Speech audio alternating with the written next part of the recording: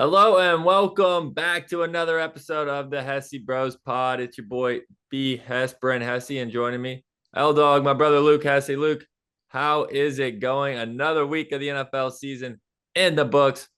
What are we on to? Week 6? Yep, it's always pretty boring whenever the Lions don't play. The most exciting team in football, but it was still a good week of football and another great one coming up. What games did you like last week, B. Hess? Oh, I liked a lot of them.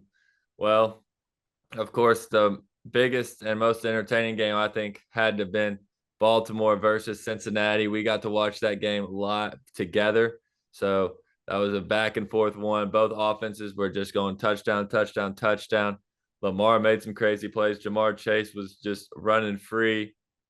And ultimately, the Ravens got it done. A big time run by the King, Derrick Henry, in overtime. And is he an MVP candidate so far? He's playing really good. So is Lamar, though. And the Ravens get the W after being down 10 in the fourth quarter. That was a massive one for me, one of the picks of the day for me. And so I was hyped about that one. And Bengals now 1-4. They looked good in that game. They went toe to toe with them. I mean, a play here, a play there, and they win that game. So the Ravens were the winners, but the Bengals, I actually was impressed by the way they played. It was, I think, their most impressive game of the season thus far. But now they're 1-4. Yeah, you got to hand it to the Ravens, but you got to feel bad for Joe Burrow. This guy has probably the best stats of any quarterback in the league up to this point. His team's 1-4. I like him as a sleeper for the MVP just because if they can start stringing together some wins and he has the stats to back it up and he can lead them back to the playoffs from this. I mean, the Bengals defense is pretty bad, but Burrow's really showing that he is a top quarterback in the league with what he's been able to do these past 4 weeks, especially. And I feel like it's only going to get better for him. But yeah, another game, that Houston Texans and that Buffalo Bills game. That was an exciting one as well. CJ Stroud was able to get it done. And I mean, those are just two heavyweights in the AFC. You love to see a battle like that. Yeah, Josh Allen had one of the craziest stat lines in NFL history. 9 for 30 passing the ball. That's never happened in the NFL before, where a quarterback's attempted at least 30 passes and has completed 9 or fewer. So he was out there less than 1 for 3 on the game passing wise. And the Bills are just struggling because they don't have those guys. Stephon Diggs is playing for the other team in that game. Khalil Shakir, who is their number one, in my opinion, this year. He missed this game with an injury. Keon Coleman had a big play for a touchdown, but Josh Allen was missing receivers both ways. He was missing them, like he couldn't hit them. He was throwing the not to them, and also he wished he had more of them. So he was missing receivers big time. That was my takeaway in that one. Texans got out to a big lead, but then almost gave it away. Of course, McDermott with some weird play calling late in that game at the 2 yard line, 3 straight passes, allowing the Texans to get the ball back, get into field goal range. Fairbairn for the win. Texans get the hit. And those were both miraculous plays for me because I had Texans -1.5 and Ravens -2.5. At one point, it looked like I had a chance to get neither of them, ended up getting them both. So that was big time. Texans was one of my underdog plays of the week. They ended up going off as favorites after Khalil Shakir was announced out and some other personnel moved that line in Texans' favor. But I'll still take the W. Yep. And then moving on to the afternoon, the 49ers dropped another game. A lot of people's picked it for the NFC champions this year, and they just did not have the juice again. They can't seem to finish a game without McCaffrey and Brock Purdy. He's shown that he's just a role player. He really can't get it done whenever it matters most. He's putting up good numbers, but at the end of the day, it doesn't matter whenever you're taking losses. And I love to see it. The NFC is wide open this year, and the Lions are ready to run right through the door. Yes, I agree with you that Purdy, but I never thought that Purdy was a top 10, a superstar quarterback. I think he's a good quarterback. I think he's above average. He's somewhere in that 11 to 16 range. And this one, I mean, you could say it was kind of his fault, but he threw the pick late when he got hit. But Jordan Mason fumbled inside the 10-yard line, a chance to really put that game away. Their kicker, Jake Moody, got hurt. And then it made it just kicking decisions tough, made the 49ers have to press more whenever you can't really rely on extra points or a certain spot for field goals in a close game like that. And yes, that's bad. It's a bad spot for the 49ers because they're 2-3. They've lost twice in their division already after giving up 10-point leads to both the Rams and now my sneaky, sneaky Cardinals. Still on those guys. They kept me alive with the win this weekend. But the fact of the matter is the Niners are getting these 10-point leads in games, and that does matter. That's kind of the same way with Baltimore. We've said that in years past where Baltimore has been prone to give up big leads. But there's a reason why is because they have big leads in the first place. That happened against the Raiders. And look what Baltimore's done since then. They've reeled off 3 wins. I do think that the Niners are still going through their injuries. And without McCaffrey, this team is different. They need him. Even though Jordan Mason's played well, McCaffrey is the best running back in the league, or at least he was last year when he's healthy. We'll see what he looks like this year. But I'm not worried or ready to give up on the 49ers when they're one game out of the division and the Seahawks have lost 2 games in a row, just like the 49ers. Or the 49ers actually won last week. They've lost 2 out of 3, but not ready to give up or worried about the 49ers. Now, of course, if you're a fan in Detroit or in Minnesota, you love seeing the 49ers lose because the more times they lose, the better chance that they won't get the 1 seed and you don't have to go to Santa Clara for the NFC Championship game. But I think the 49ers will still be there in the divisional round at the very least, if not in the NFC Championship game. So I'm not worried yet about San Francisco. And it wasn't all good for the Lions either. All 3 teams that were playing in the NFC North all got a win. Now, all 4 of those teams, Bears, Packers, Lions, and Vikings, are above 500. Clearly the best division in football, and it's going to be a dogfight to the end of the year. It's going to be exciting watching all those teams play the rest of the year. But now moving on, Brent, to Monday Night Football, Kansas City Chiefs easily cover the spread. Wasn't even really worried about it there against the Saints, and they really relied on 2 players. One was cut from the Browns, and the other was cut from the Patriots. Neither of them could make those rosters, and now they're 2 of the best players on offense for the Chiefs. How about that? Juju Smith-Schuster and Kareem Hunt. What were your thoughts on the game? That's just the way this Chiefs team operates under Mahomes and Andy Reid. As long as they got those guys, it's just plug and play. Just fill them in. It doesn't matter if you've been cut by the Jets. You can just catch the game-winning touchdown in the Super Bowl. It doesn't matter if you've just been cut by the Patriots. You can just walk in and have 130 yards. It doesn't matter if you've been cut by the Browns. Haven't touched a football in over a year. Just come in and we'll just hand you the ball 27 times and you can get 100 yards rushing. Just crazy stuff. And the Chiefs are not afraid to just go with guys that everybody else has casted off, has said their time is done. And Kansas City picks them up, and then they look that good. That's just a product of Patrick Mahomes and Andy Reid. When you've got the best quarterback in the league, you got the best coach in the league, you can do good things. And not only do they have those 2, but they also have the best defense in the league. It's another game where they have not allowed 28 points. That's 26 straight games that a team has not gotten to 28 points on the Chiefs. It is by far the longest streak in the NFL. It's double the next highest team. The last time the Chiefs gave up 28 points or more was in the Super Bowl, and not the most recent Super Bowl, the 1-2 back against the Eagles, a game they still won. Chiefs didn't give up 28 all of last year, haven't done so this year, even though they played the Ravens, one of the best offenses, even though they played the Bengals, one of the best offenses, the Falcons, now the Saints, shutting everybody out.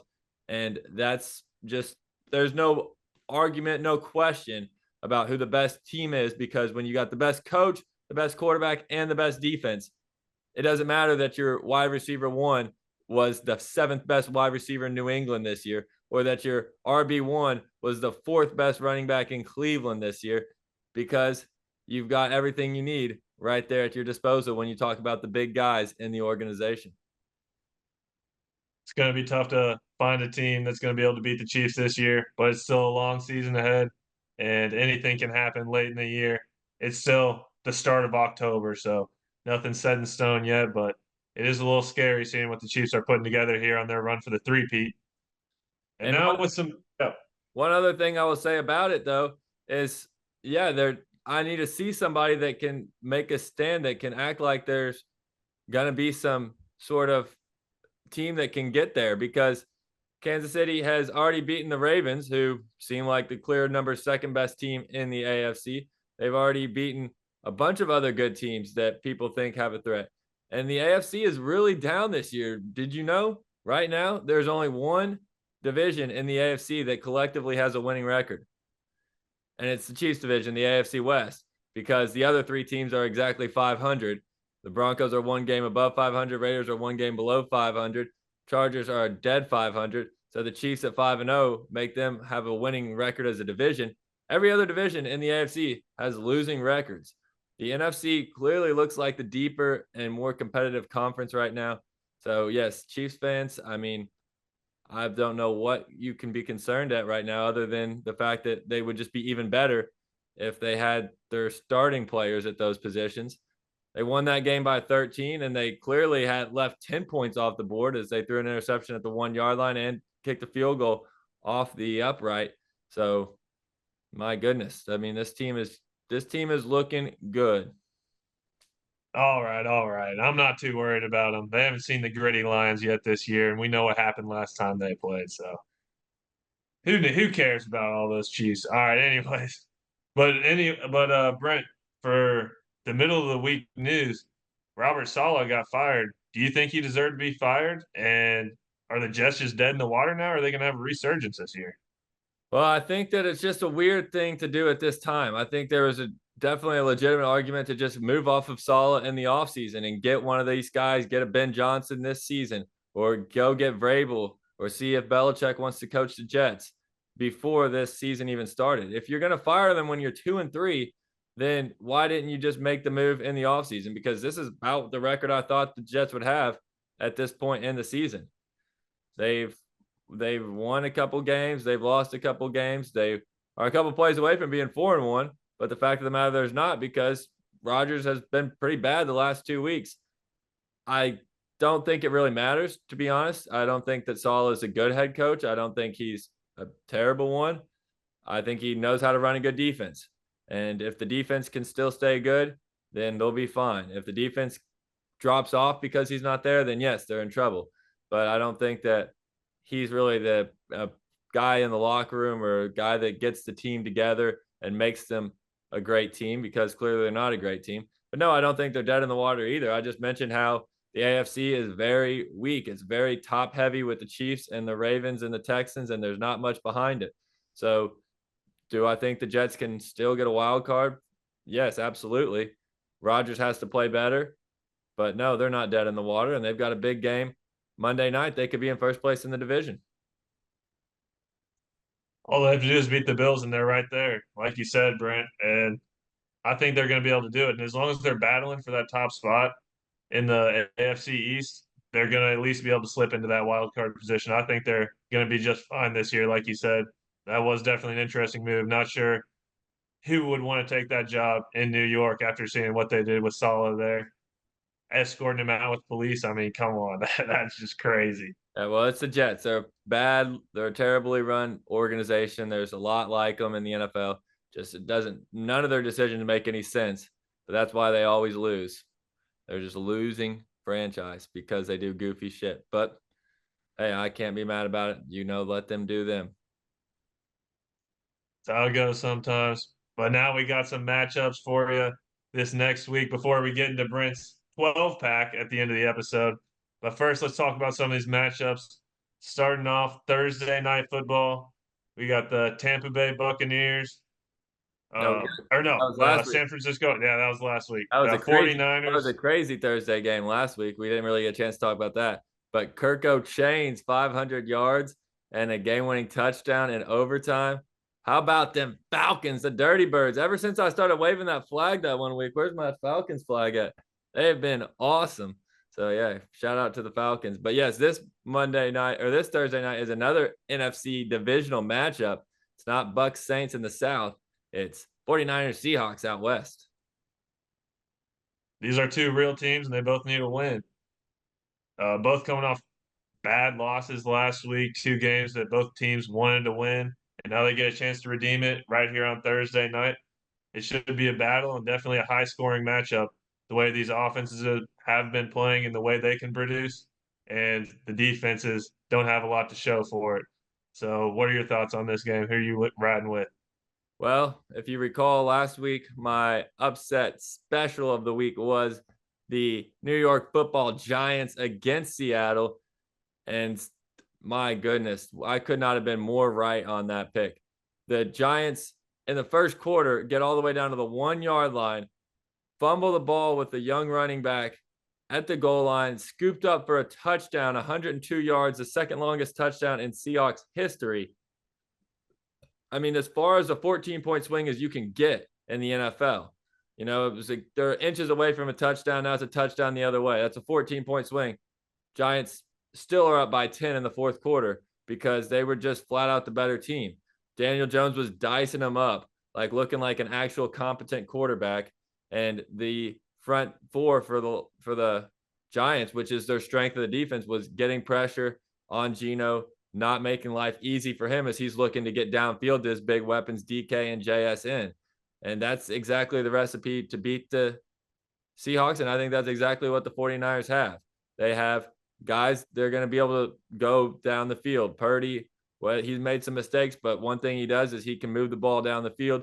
They're going to be able to move the ball a lot. And then that 49ers front that is really good, that front four, is going to cause problems for Seattle. I like San Francisco in a big way in this one. And my favorite play is probably Ayuk over yards because this Seattle defense can't stop anybody. They're hurt and they're banged up. They let Jared Goff go 18 for 18 2 weeks ago. Then this week, they let Daniel Jones have a career renaissance game. So, yes, give me the number one receiver in San Francisco land. I think it's Ayuk. I think he's going to be able to reestablish himself this week in what couldn't be a softer, fluffier matchup. I love all the 49ers offensive pieces in this. Like you just said, the Seahawks defense isn't going to do very well. I think Geno Smith will keep him in the game for maybe 2.5 to 3 quarters, but 49ers are going to take this one for sure. I like them in this one as well.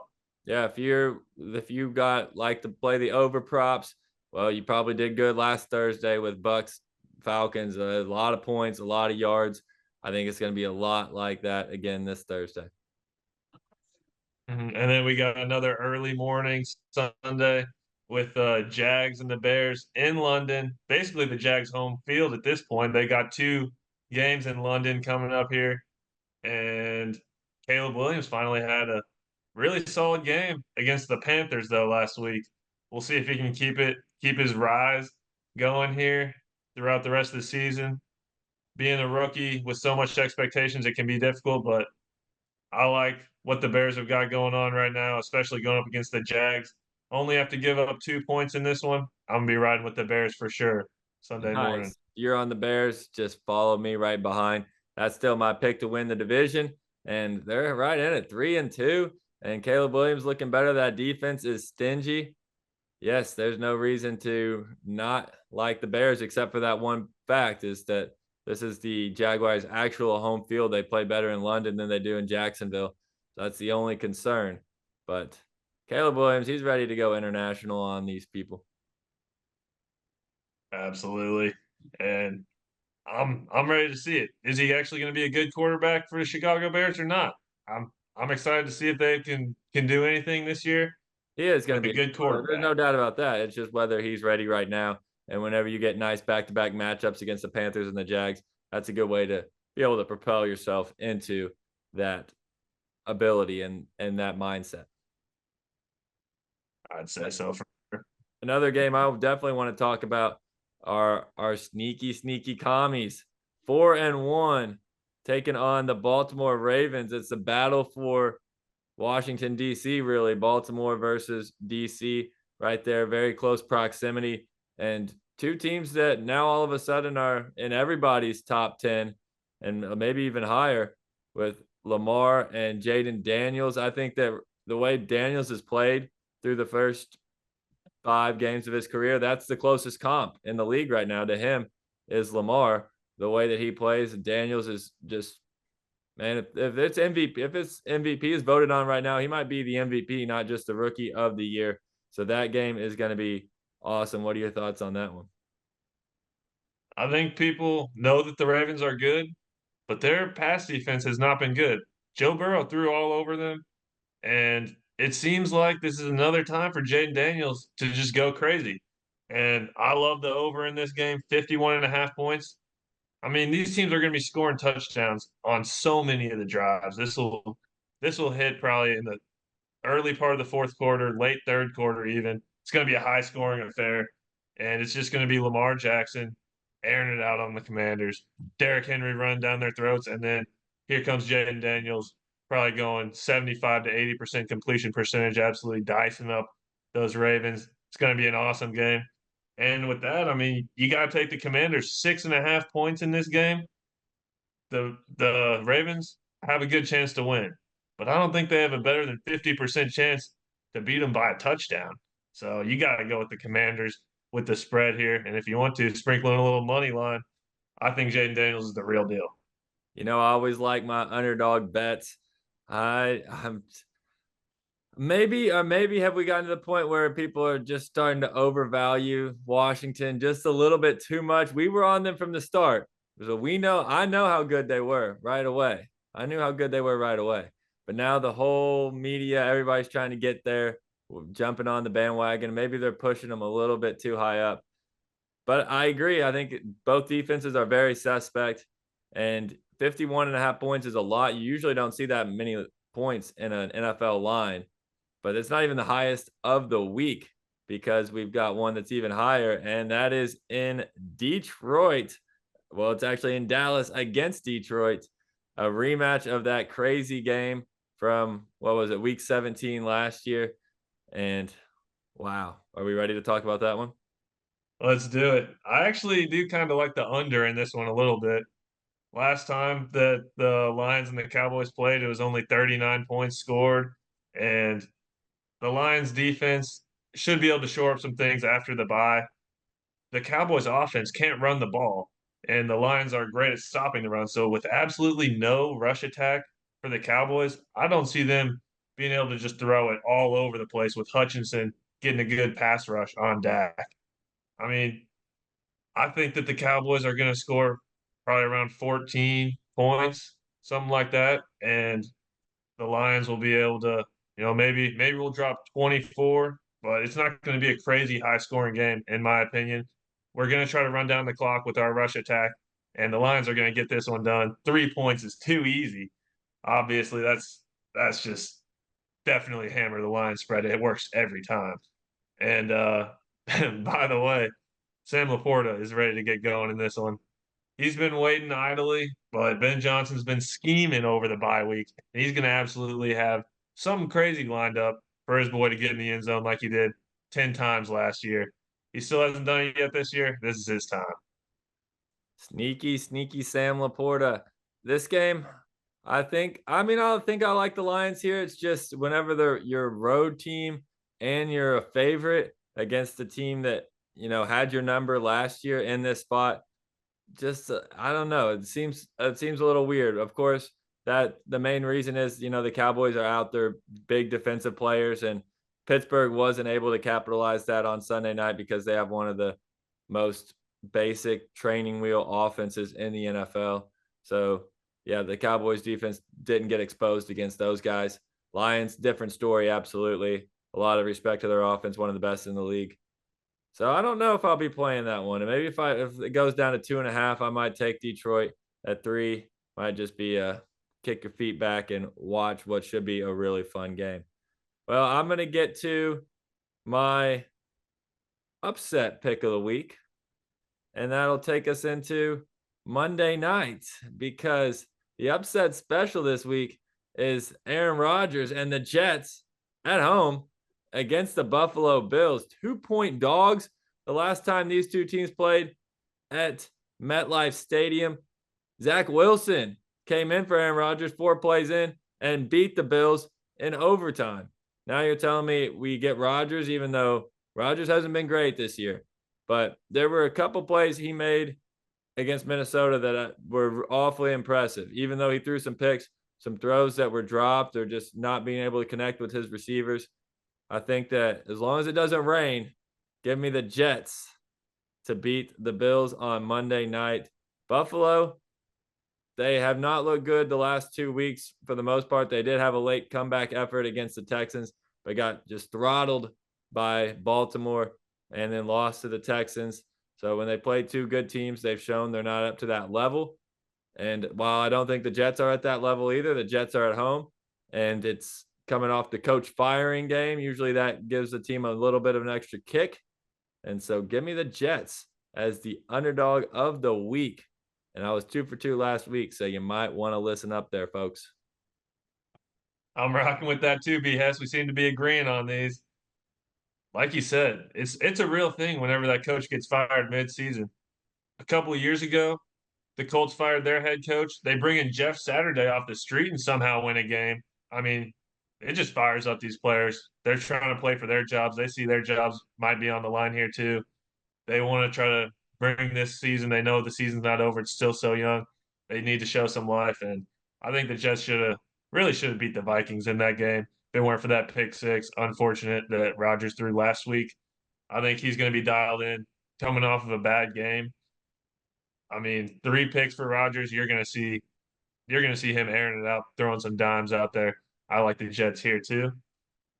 And then to get into a couple other little upsets, I like somehow the Colts are underdogs in Tennessee. I like what the Colts are doing, whether they have Anthony Richardson or Joe Flacco at quarterback. I think that they have just a better roster than the Titans. They have the playmakers on the outside for sure, and Jonathan Taylor is going to be back there Pittman, however, rumbling. might go to IR, so won't have him, but they do have Downs and Pierce. But I think that is part of the reason why the line moved.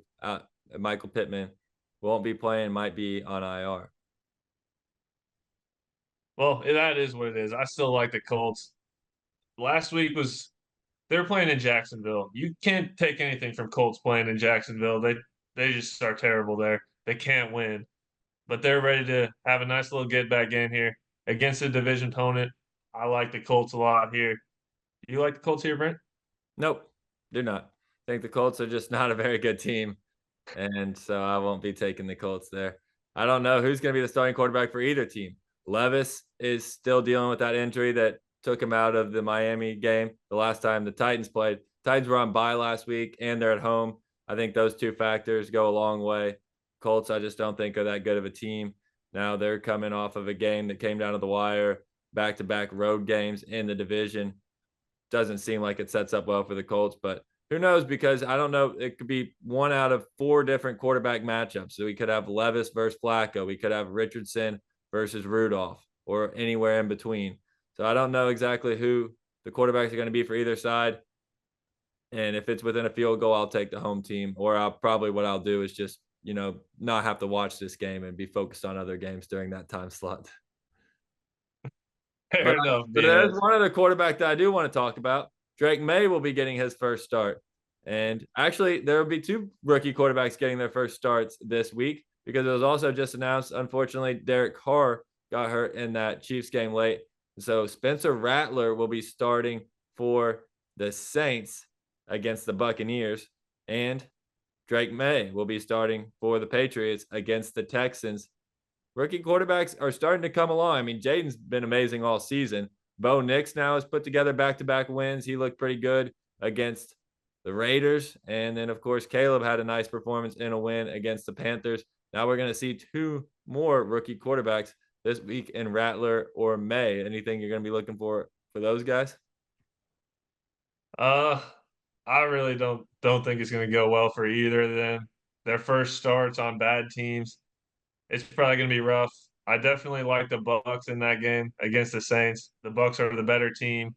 They need to get this win after a tough loss, and they have had some rest since that Thursday night game. The Bucks are going to be ready to absolutely be fired up against the Saints. And yeah, I mean, it'll be interesting to see what they can do, but I don't expect a whole lot. That's fair. I think growing pains for both, but something to keep an eye on. And are we ready to get to a 12 pack. I'm getting a little parched over here, but if you have any other comments on some games, let me know. Couple little final comments here. I'm gonna try to take a page out of your book, go with another underdog. See if you like this one more here, Brent.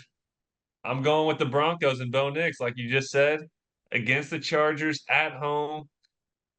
You got to be able to take the money line here. The Broncos have been trending upward these last few weeks, and the Chargers have been trending downward. And somehow the Chargers are still favorites in this game at Denver. I mean, Bo Nix is starting to play well, and the Chargers can only run the ball. They can't throw it. That is somewhat of a weakness of this Denver defense because their pass defense is so good with Patrick Surtain. But at the end of the day, this Broncos defense in general is just really good, and they're ready to get a win here at home against the Chargers. Let's not overreact to getting a 1 point win in the rain against Rodgers and the Jets and beating the Raiders, who are really, really bad. And they also just benched their quarterback heading into this week. So, no, I don't believe in Bo Nix just yet, probably ever, but certainly not yet. Chargers are another team that's coming off a bye. They're getting healthier. Justin Herbert was banged up against that Chiefs game. Though he's going to be looking better. I trust Harbaugh off a bye. He's gotten 2 full weeks to prepare for a big divisional game because this is a massive game. Somehow, one of the Chargers or the Broncos, the winner of this game, probably will make the playoffs. So, I mean, obviously, not this game's going to decide it. We're only in week 6. But whoever wins this game will be in the driver's seat to be a wild card team. And yeah, so it's a massive game. So if the team's gotten an extra week of rest and has a more experienced quarterback than a rookie quarterback in a big spot, I'll take that team. So no, you didn't sell me on the Broncos either, but you make a good case. Thanks, B Has. Well, at least I can definitely sell you on this, right? The Browns are trash. The Eagles are ready to blow a team out. So just bet the Eagles -9. It's that simple. A lot of points. I don't think the Eagles are very good. The Browns are terrible. Their Yes, the Browns quarterback is are the terrible. worst in the league. Yes, Like that's they another got game. nothing going for them. That's another game I would just not. I will not probably be touching because the Eagles, while they are supposed to be good, I think they're just still massively overvalued by everybody. They're really not very good. But yes, they're definitely better than the Browns by 9.5 points better. That remains to be seen, and it won't be my money that finds out.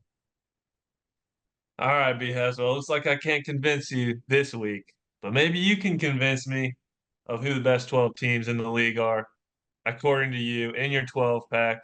What do you got for us, B Hess? Oh, I've got a lot of good teams here. These are 12 of the tastiest in all of the land. And it's going to start at number 12 with my pick in the NFC North to begin the season.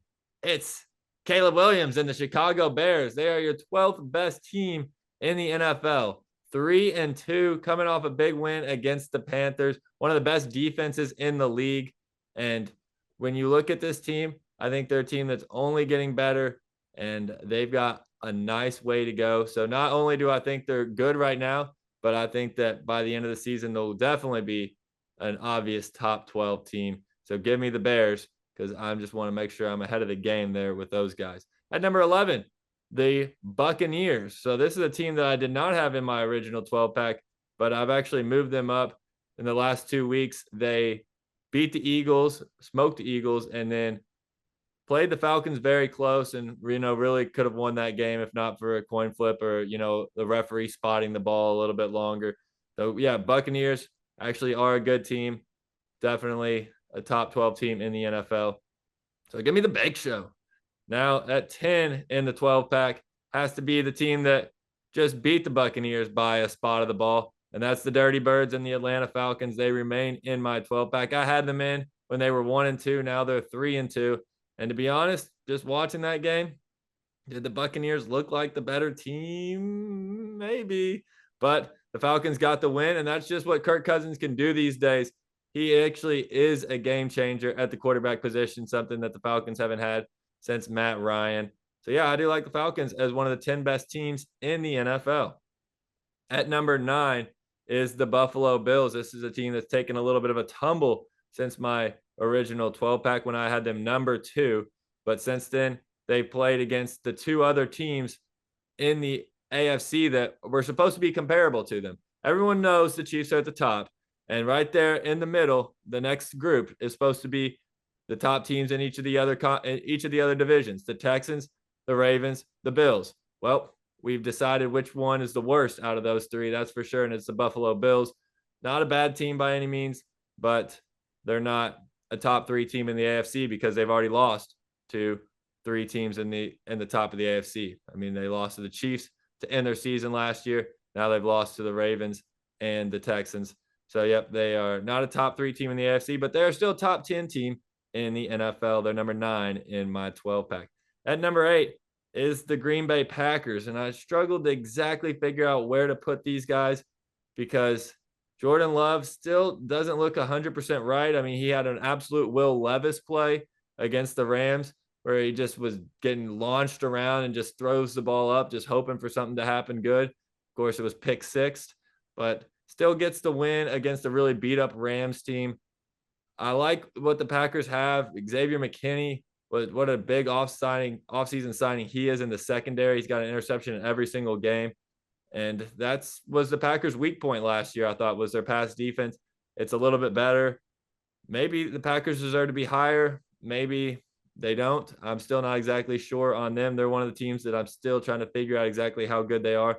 But right now, 8 feels fair for the Green Bay Packers. At number 7, our sneaky Washington Commanders.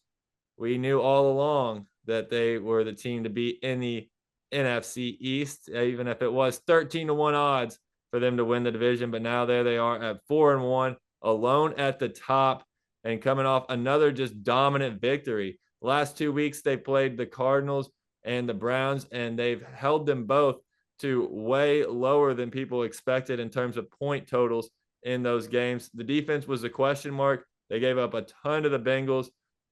They gave up a ton to the Bucks early in the season. They let the Giants score almost every time the Giants touched the ball as well. But the defense is maybe starting to figure it out because, they get the coaching staff new this year. Maybe the defense is coming together. Jaden Daniels playing really well. Washington at number 7, I believe. Mm-hmm. Okay, number 6. This is a team. We have a little bit of discussion. It's a team with the losing record. It's the San Francisco 49ers. Sure, they're 2-3, but they're still one of the 6 best teams in the NFL. If you lined up the 49ers against any of the teams below them right now, you would not bet against the 49ers at even money. You would not take the Packers, the Commanders, the Bills, the Falcons, the Buccaneers, or the Bears if I said, here, they're playing tomorrow. Would you put $100 on the other team? No, you wouldn't. The 49ers would be the better team in any of those games. So give me San Francisco at number 6. They're going to be fine. They'll be one of the last 6 teams remaining in the NFL when it all is said and done. I promise you that. So 49ers at number 6. At number 5, the Houston Texans. They keep winning, but they just keep not impressing me at the same time. They're 4-1, but I don't think they've covered a spread all season long, or if they haven't been very close. They did cover, obviously, against the Bills, but by 3 points when they were up by 17. Then they need a 50-something long field goal as time expires to beat Buffalo at home. And they just keep doing just enough. Now Nico Collins, their number 1 wide receiver, who's been amazing this year, he's on IR. He's going to be out with a hamstring injury for a little bit. And that's a factor because this is a team that while they're winning, they're not doing it in the fashion that a lot of people might have expected CJ to take a next jump this year. So I just have them at 5. Definitely still, though, a very good team. One of the best teams in the league. Right above them is the Baltimore Ravens at 4.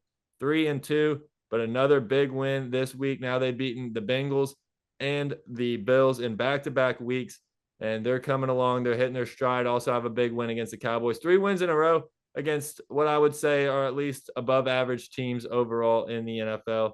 Yes, now, obviously, you can tell the Cowboys and the Bengals not going to be in my 12-pack, but if I was getting a little bit thirstier and needed 4 more, they would probably be in there. So Ravens, some quality wins, and got nothing more to say because Lamar Jackson, absolutely electric, one of the 3 best quarterbacks in the league.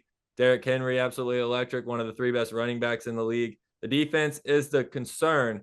Can they get it together? If they do, they're a threat to move even higher on this list. Or actually, I have the Ravens at 4, excuse me. At number 3. Now our top 3 are the 5-0 Minnesota Vikings. So the Vikings, they won again, but that was the least convincing they've won. That's the ugliest they've looked. They tried to give that game away. When you're up 17-0 against a team that cannot move the ball and you almost lose, there's concerns, especially if your quarterback is prone to turn into a pumpkin at midnight. And that's what Sam Darnold looks like he might be doing.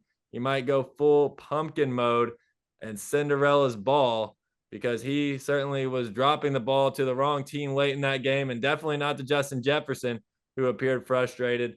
So if Darnold can't get it together, that is my concern. That's the reason why they don't move up in my 12 pack. They were at number 3 2 weeks ago. They remain at number 3. I do like this defense. The defense is great. Justin Jefferson is obviously amazing. Now, Aaron Jones is dealing with an injury, though, that could expedite this pumpkin mode that Sam Darnold is looking to turn into. And that could be problematic for the Vikings. But as long as he can keep playing good football, then the Vikings will remain a top team. Obviously, at 5-0, they're in a good spot in terms of getting seeding and making the playoffs. At number 2 is your team, the Detroit Lions. They were my pick to make the Super Bowl in the NFC. I see no reason to change that at this point. Their only loss came in a game against the Buccaneers where they had multiple chances late in the fourth quarter to win that game. And other than that, they've looked absolutely dominant. They beat the Seahawks, blew them out when they were undefeated by 13 points. And the Lions, great team. I've got no bad things to say about Detroit, number 1 team in the NFC, number 1 team in the AFC. Is the number 1 team in the National Football League. It was the number 1 team last year. It was the number 1 team the year before. It'll be the number 1 team this year. I already mentioned they've got the number 1 quarterback, number 1 coach, number 1 defense. It is your Kansas City Chiefs, future 3-time back-to-back-to-back Super Bowl champions. So, yes, Luke, that is my 12-pack after week 5, heading into week 6. Perfect list. I like what you did there in the top 5. I think you got the top 5 right, B. Hess. I like you respecting the Lions over the Vikings. Definitely excited for that game where the Lions are going to the Vikings in a couple of weeks from now. That'll be electric. But one thing that I'm questioning here is how are you not excited to bet those Lions against the Cowboys when you don't even have the Cowboys in the 12 pack? Because they're on the road. It's it's a little bit of a concern there. Cowboys were the ones. There were actually a lot, man. When you get down, you've already taken down 11 of them. Maybe your judgment gets a little bit clouded, and you're like, I just need one more. Which one am I going to grab? And the Cowboys were speaking to me. The Steelers were trying to speak to me, but then I just watched them get beat by the Cowboys head to head. So I just felt like that couldn't have been the play. But then this one that was just coming up from the clouds, I said, the Bears, man, these guys were my pick in the division before the season, and they've got to sneak in at the end. And I wanted to give credit to the NFC North, the best division in football. I've got all 4 of their teams in the top 12 of the NFL. I do like you putting them in there. It is tough. You couldn't find a spot for your Arizona Cardinals. Maybe they just need a couple more wins. They were another one. That I was trying to reach out and find something to go at the 12 spot. But their loss to Washington was just too problematic. They lost too badly. But yes, I still think they're hanging around. They're right there in the mix in that division. So yeah, I think that if they can keep playing well, they can find their way back into the 12.